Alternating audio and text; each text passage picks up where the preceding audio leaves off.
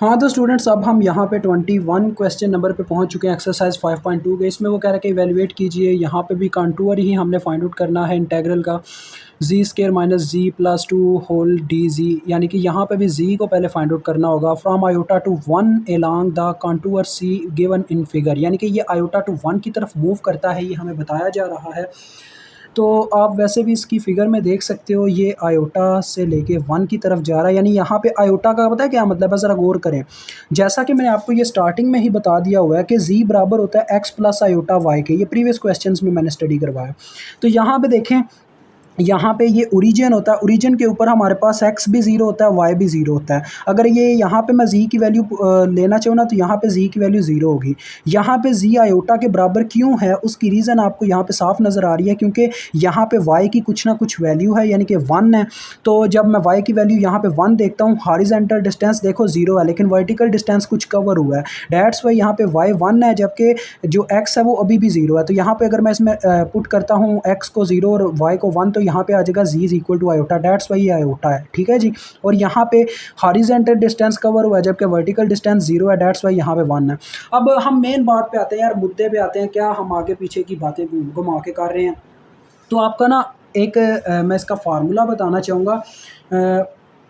हमारे पास इसका एक मेजर फार्मूला होता है बच्चों, जिसका इस्तेमाल करके हमने जी को फाइंड आउट कर लेना होता है पुटिंग के लिए, ठीक है जी। जी को फाइंड आउट कर लेना होता है। देखें, ये इसका फार्मूला यहाँ पे लिख रहा हूँ। जी इज़ इक्वल टू, सबसे पहले आपने यहाँ पे एंड पॉइंट, यानी आप कह सकते हो फाइनल पॉइंट,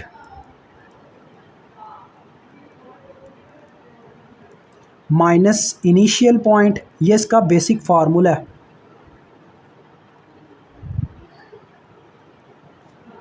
होल टर्म के साथ टी और प्लस क्या नाम था अपना, स्टार्टिंग पॉइंट, ठीक है जी। ये होता है यहाँ पे हमारे पास इसका फार्मूला, यानी कि स्टार्टिंग पॉइंट का मतलब है इनिशियल पॉइंट, वही बात। अब बात आती है कि सर आप सब मुझसे पूछना चाह रहे होंगे, सर ये इनिशियल फाइनल पॉइंट हमें कैसे पता चल रहा है, ये कौन से पॉइंट्स हैं? देखें बच्चों, ये लाइन जो है ये अपना एरो से बताती है ये कहाँ से कहाँ किस तरफ जा रही है। यानी ये यहाँ से स्टार्ट हुई है और इस तरफ मूव कर रही है। और यहाँ से भी पता चलता है from iota to one, starting point iota है, इनिशियल पॉइंट मतलब कि आयोटा है, फाइनल पॉइंट वन है। इसमें अगर आप वैल्यूज़ पुट करते हो तो आपको जी की असल फॉर्म पता लग जाएगी, और मेजर फॉर्म में पुट करने से आप डेरिवेटिव में घुस जाओगे इजीली। देखो, फाइनल पॉइंट क्या है मेरे पास यहाँ पे one, minus initial point iota, साथ में टाइम मल्टीप्लाई हो रहा है, plus initial point, initial point फिर से कौन सा है, आयोटा। तो ये इसकी फॉर्म आती है यहाँ पे, G is equal to one minus iota T, G is equal to one minus iota, साथ में T plus initial point iota, this is your G. तो सिंपल मैंने आपको बताया है क्या इसका फार्मूला बच्चों, फाइनल माइनस इनिशियल, होल के साथ टाइम मल्टीप्लाई होता है, प्लस इनिशियल पॉइंट, ठीक है जी। ये इसका फार्मूला है जी को मालूम करने का। अब आप सभी लोग जानते हैं कि जी तो हमारे काम का है, बट हमें ये डेरिवेटिव ऑफ जी भी मालूम करना होता है, ये डी जी भी किसी तरीके से मालूम करना है। तो डैट्स वाई इसको भी सॉल्व कर लेते हैं। इसको सॉल्व करने का काफ़ी सिंपल तरीका है, आपको पता है यहीं पर हम टाइम के लिहाज से डेरिवेटिव ले लेंगे, डी जी और डी टी बोथ साइड्स पे, और यहाँ पर भी यही अप्लाई हो जाएगा। देखिए, वन माइनस आयोटा पीछे हट जाएगा और डेरिवेटिव मेरे पास आ जाएगा डी और डी टी टाइम का। जबकि आपको पता है ये आयोटा सिंपल है, एक कांस्टेंट टर्म है, तो कांस्टेंट टर्म का डेरिवेटिव वैसे ही ज़ीरो होता है। तो ये यहाँ पे आपके पास आ गया डी जी और डी टी, और इस साइड पे आपके पास आपके सामने ये कट जाएगा, वन आ जाएगा, और यहाँ पे रह जाएगा सिर्फ वन माइनस आयोटा। मुझे डी जी चाहिए क्योंकि मेरे क्वेश्चन में डी जी है, उसको मैंने टाइम की फॉर्म में लेके जाना, तो डैट्स वाई आ जाएगा वन माइनस आयोटा होल के साथ डी टी। अब ये टर्म्स आपने यहाँ से उठा के वहाँ पे पुट कर देनी है। तो देखें फिर क्या बनता है, क्वेश्चन तो लंबा चौड़ा हो जाएगा, बट हम कर लेंगे यार जो भी करना है इसका। और बाकी रही बात बच्चों लिमिट्स की, तो लिमिट आपके सामने है। हमारी लिमिट जो है 0 से 1 पे गई है, मतलब कि यहाँ पे x की वैल्यू 0 थी। टाइम मैंने आपको बताया था, टाइम हमेशा हॉरिजॉन्टल साइड पे होता है, तो 0 से लेके इसकी वैल्यू 1 पे गई हुई है इस स्लोप के अकॉर्डिंग। तो डैट्स वाई हमारी लिमिट्स होंगी 0 to 1। ओके, ये चीज़ नहीं बोलनी। तो 0 to 1 है, और साथ में अब क्या आएगा अंदर, जी square minus G plus to, ji square की जगह अब आप पुट करो यार जी स्केयर मतलब कि इस टर्म का स्केयर। और उस चीज़ से यार पहले ना मैं आपको और इजी करने के लिए पता क्या करना चाहता हूँ, मैं कहता हूँ इन टर्म्स को आपस में मल्टीप्लाई करके अलग-अलग कर लेते हैं। देखो पहले मैं ज़रब देता हूँ जी स्केयर और साथ में डी जी, ठीक है। फिर सेंटर में माइनस आया, फिर देखो 0 से 1 की लिमिट, जी मल्टीप्लाई हुआ इंटेग्रल के साथ भी और डी जी के साथ भी, ठीक है। फिर प्लस टू और अंदर सिर्फ आ गया 0 to 1 डी जी, क्योंकि मैं आपको ज़्यादा मुश्किल में नहीं डालना चाहता, पहले ही इंटेग्रल अलग-अलग कर लो। अब जी और ये जो दूसरी चीज़ें इनको रिप्लेस करते जाओ। देखो पहले नंबर पे हमारे पास जी स्केयर नहीं है, तो जी स्केयर मैं आपको ना ज़्यादा बेटर बच्चों जो देता होता हूँ ना सबके लिए ऑप्शन वो यही होता है कि इन जैसी चीज़ों को रफ अमल में सॉल्व करके डायरेक्ट पुट किया करें। बिकॉज इंटीग्रेशन में जब इनको डाल लेते हैं ना हम, तो ये इतना तंग करता है, इतना तंग करता है कि बंदा कहता है यार पता नहीं ख़त्म क्यों नहीं हो रहा, क्वेश्चन ख़त्म हो चुका होता है, बस ये टर्म्स हमारा दिमाग ख़राब कर रही होती हैं। अब यह है जी का स्केयर, देखो ये टर्म है वो जी का स्केयर मैंने इसके अंदर पुट करना है। जी इज़ इक्वल टू है मेरे पास 1 माइनस आयोटा होल के साथ टी प्लस आयोटा, तो मुझे चाहिए जी का स्केयर मतलब कि होल टर्म का स्केयर, इस तरह से कुछ सही कह रहा हूँ ना जी। तो ये हम कैसे लेंगे, यहाँ पे साफ साफ नज़र आ रहा है बच्चों मेरे पास जो ए टर्म है वो ये है, इसको हम पूरी टर्म को ए कंसिडर करेंगे, यानी कि 1 माइनस आयोटा होल के साथ टी, इसको हम ए कंसिडर करते हैं, प्लस ये हमारे पास बी है। तो ए प्लस बी होल का स्केयर का क्या फार्मूला होता है, इसका फार्मूला होता है A square plus 2ab plus B square, याद है ना ये फार्मूला होता है। तो इसको अप्लाई कर दो, बस सिंपल सी बात है। तो देखो यहाँ पे आपके सामने जी स्केयर निकाल के मैं बस वहीं पे पुट कर दूंगा, ए का स्केयर जी 1 माइनस आयोटा का स्केयर, साथ में टी भी उसके साथ शामिल है तो उसका स्केयर आ गया, प्लस 2 इंटू ए इंटू बी। ए क्या है जी हमारे पास 1, ये जो टी है बच्चों ये साथ में मल्टीप्लाई हो रहा है तो ये शुरू में आ जाएगा 1 माइनस आयोटा, इस तरह से ये मेरे पास ए आ गया, साथ में बी मल्टीप्लाई करवाना है तो बी मेरे पास क्या है यहाँ पे आयोटा, तो ये साथ में ऐसे आयोटा मल्टीप्लाई हो गया, फिर साथ में प्लस, फिर मेरे पास बी का स्केयर, तो बी यहाँ पे आयोटा है तो आयोटा का स्केयर आ गया। अब आप इसको सॉल्व करें, जी स्केयर इज इक्वल टू, ये देखो इस टर्म को आगे फिर से खोला जा सकता है, ये ऐसे ही है ए माइनस बी होल का स्केयर, और ए माइनस बी का जो बच्चों फार्मूला होता है उसमें पता क्या होता है, सारा यही होता है, बस सेंटर में माइनस आ जाता है 2ab के साथ। तो चलो आओ इसको भी ओपन करें, ये आ जाएगा 1 का स्केयर प्लस बी का स्केयर मतलब कि आयोटा का स्केयर माइनस 2ab मतलब कि 2 इंटू 1 इंटू बी यानी कि आयोटा, ये आ जाएगा। और साथ में बच्चों आपको पता है होल टर्म के साथ यहाँ पे टी स्केयर मल्टीप्लाई खा रहा है, ये वाला टी स्केयर, ठीक है। और इस तरफ मैं ज़रा सिंप्लीफिकेशन करूँ, देखो ये आयोटा था, 2 आयोटा टी बाहर था, पहले वो 1 से मल्टीप्लाई हुआ तो मेरे पास आ गया 2 आयोटा टी, फिर मेरे पास 2 आयोटा टी मल्टीप्लाई हुआ माइनस आयोटा के साथ तो मेरे पास आ गया माइनस 2 आयोटा स्केयर टी, और यहाँ पे आयोटा स्केयर आ गया हुआ था, ये ऐसे। अब इसको मज़ीद मैं सिंप्लीफाई करता हूँ। देखो बच्चों आपको पता है आयोटा स्केयर बराबर होता है -1 के, iota square is equal to -1, you must now. यहाँ पे जब आयोटा स्केयर आएगा वो होगा बराबर -1 के, ठीक है जी। तो आप देखें 1 -1 ये कट आ जाएंगे, यानी आप इसमें कैंसिल आउट हो जाएंगे, ये सिर्फ आएगा -2 आयोटा जो कि बाहर वाले टी स्केयर से ज़रब होकर मेरे पास आ जाएगा -2 आयोटा टी स्केयर, ये आ जाएगा। और इस तरफ देखो तो मेरे पास क्या क्या कंडीशंस है, अभी +2 आयोटा टी है और ये मेरे पास है देखें +2 आयोटा टी, और ये आयोटा स्केयर है, आयोटा स्केयर अभी अभी मैंने बताया किसके बराबर होता है -1 के, तो ये -1 माइनस को प्लस कर देगा, ये आ जाएगा +2 टी और ये आ जाएगा -1, ठीक है जी। ये आपके पास देखो इतने लंबे चौड़े को वहाँ पे पुट करने से बेटर था इसको पहले सिंप्लीफाई करो और फिर वहाँ पे ले जाके पुट कर दो। तो ये देखो आप सबके सामने मैं पुट करने लगा जी स्केयर डी जी के साथ, तो जी स्केयर है मेरे पास जी यहाँ पे बच्चों -1 पहले लिख लेता हूँ, फिर है मेरे पास -2 आयोटा टी स्केयर, फिर है +2 आयोटा टी, फिर है +2 टी। हाँ जी, ये मेरे पास था बच्चों जी स्केयर जिसे मैंने आपके सामने सिंप्लीफाई किया। आगे डी जी पुट करना था तो ये देखें डी जी की जगह आ जाता है 1 माइनस आयोटा और साथ में डी टी, ये आपकी फर्स्ट टर्म आ गई, आगे फिर माइनस 0 to 1, जी पहले पुट करना, जी की जगह आ जाएगा देखो 1 minus iota T plus iota, और फिर इसके साथ है डी जी है तो डी जी की जगह ये आ जाएगा 1 माइनस आयोटा। ये भी काफ़ी लंबा चौड़ा क्वेश्चन, काफ़ी लंबा चौड़ा हो रहा है क्योंकि बच्चों सिंप्लीफिकेशन बहुत ज़्यादा है इसके अंदर, ठीक है, और कुछ नहीं है। साथ में आ गया डी टी, ठीक है, प्लस 2 इंटू, ये लास्ट वाला तो इजी है, 0 1 सिंपल डी जी है तो डी जी की जगह आ जाएगा 1 माइनस आयोटा साथ में डी टी। ठीक हो गया, ये मैंने सारा लिख दिया। अब हमें इनको भी मल्टीप्लाई करना पड़ेगा, फिर इनको भी अलग-अलग करना पड़ेगा, काफ़ी लंबा होने वाला ये। तो इज़ इक्वल टू, अब क्या होगा देखें ज़रा, पहले नंबर पे ये -1 इस 1 से ज़रब खाएगा, डी टी से ज़रब खाएगा और ये अलहदा हो जाएगा ऐसे। देखें -1 1 से ज़रब हुआ तो बच्चों मेरे पास क्या आ गया, 1 आ गया, ठीक है।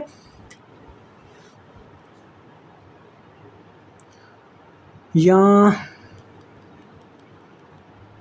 देखो बच्चों, पहले नंबर पे ये 1 जो है ना, इन सारी टर्म्स के साथ मल्टीप्लाई होकर dt के साथ मल्टीप्लाई करके इन सबको अलग-अलग करता जाएगा। तो हम पहले यही काम करते हैं। देखो 1 को पहले मैंने -1 से ज़रब दी तो ये मेरे पास आ गया माइनस, और साथ में आ गया ये इंटेग्रल 0 से 1, और साथ में ये dt आ गया, ठीक है।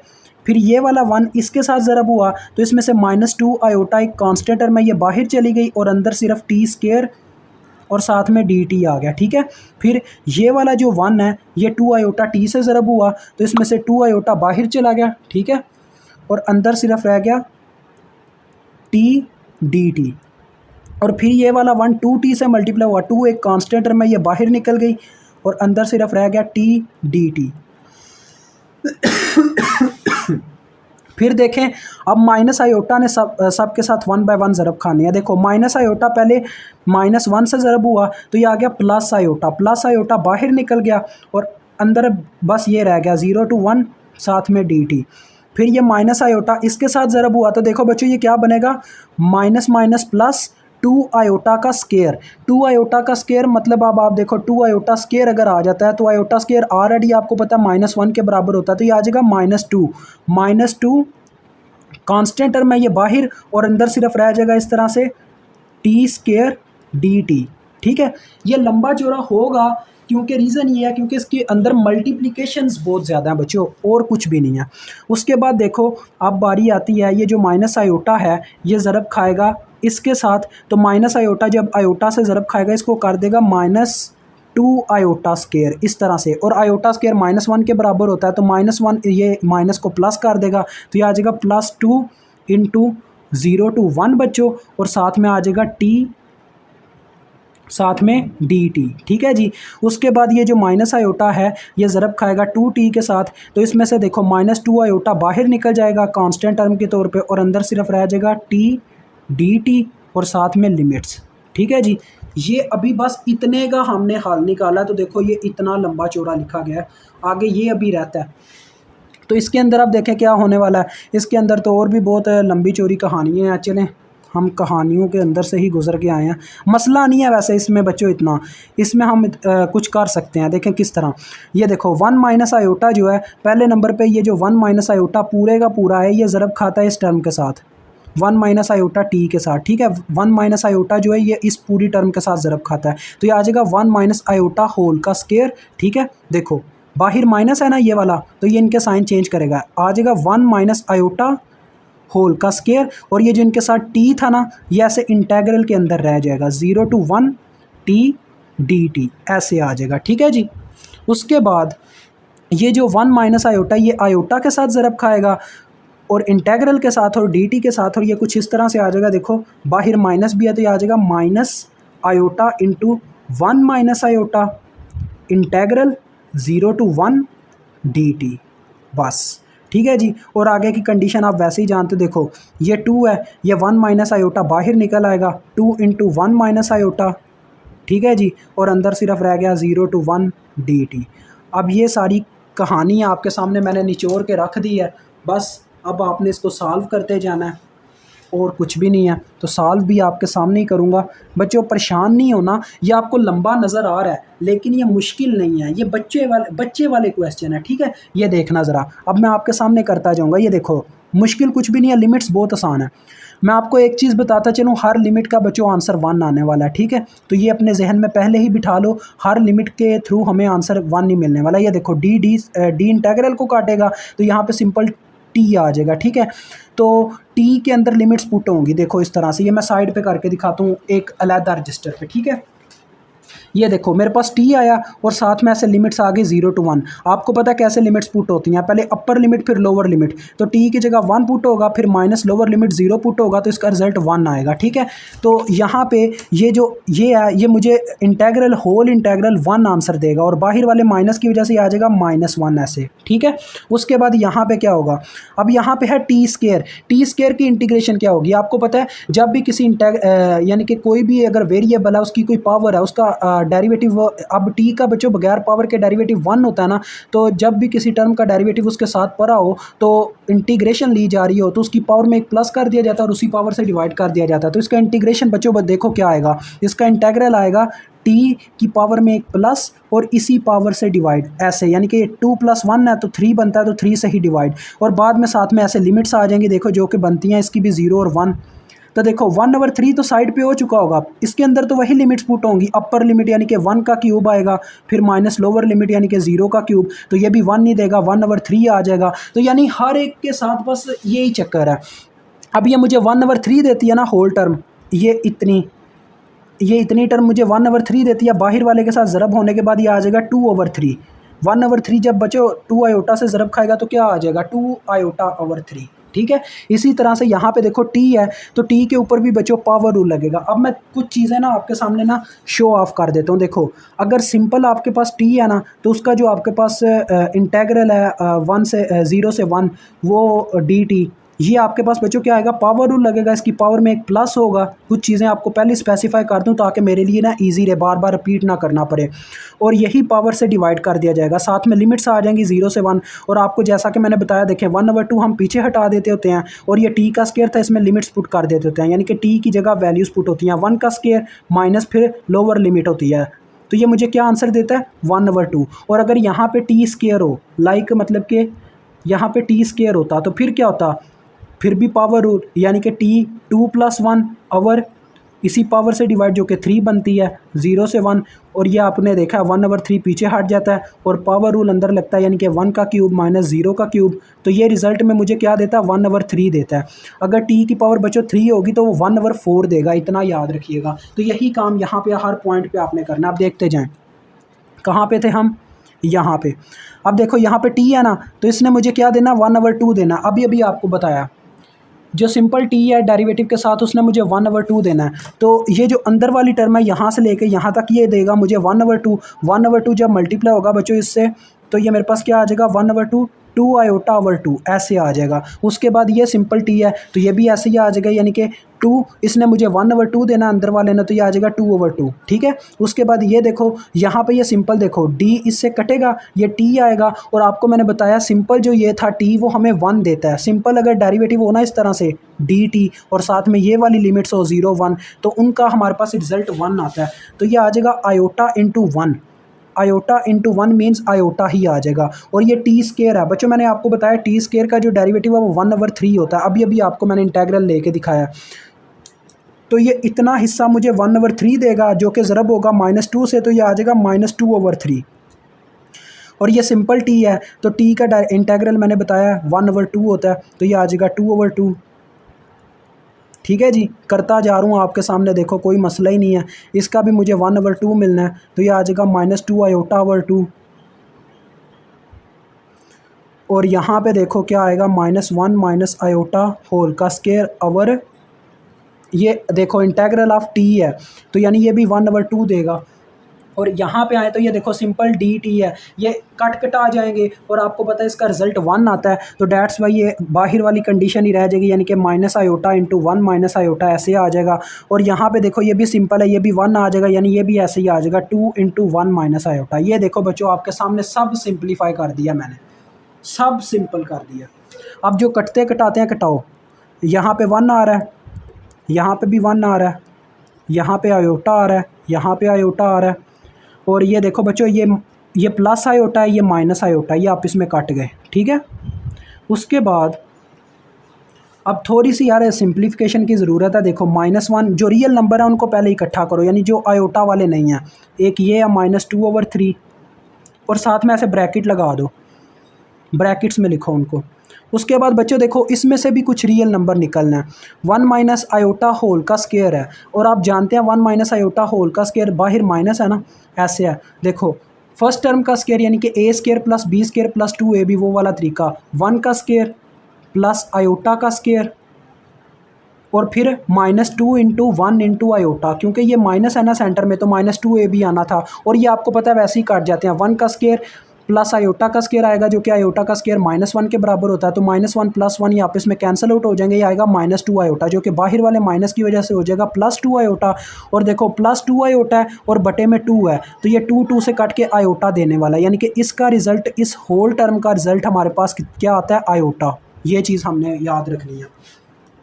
और ये देखो बच्चों यहाँ पे नीचे मेरे पास क्या बन रहा है, माइनस आयोटा, फिर ये बनेगा प्लस आयोटा स्क्वायर। ठीक है, माइनस आयोटा को छोड़ो, जब ये माइनस आयोटा से ज़रब खाएगा तो क्या देगा मुझे, प्लस आयोटा स्क्वायर, और आयोटा स्क्वायर -1 के बराबर होता है। तो लिहाजा यहाँ पे ये एक रियल नंबर जनरेट हो गया, यानी ये वाला नंबर मैंने डन कर लिया।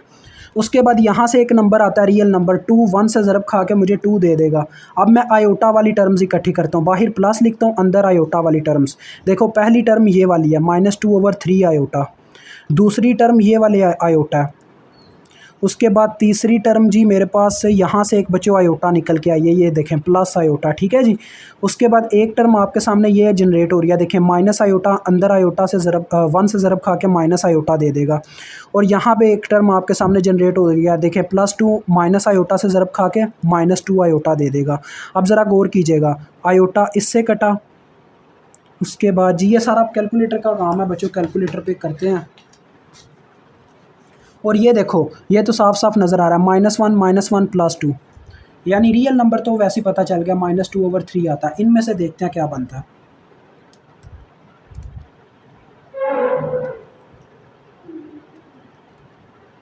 ये बच्चों आता है -5/3 आयोटा। ले जी, ये आपका क्वेश्चन सॉल्व होता है। मुझे उम्मीद आपको हद से ज़्यादा समझ आ गई होगी।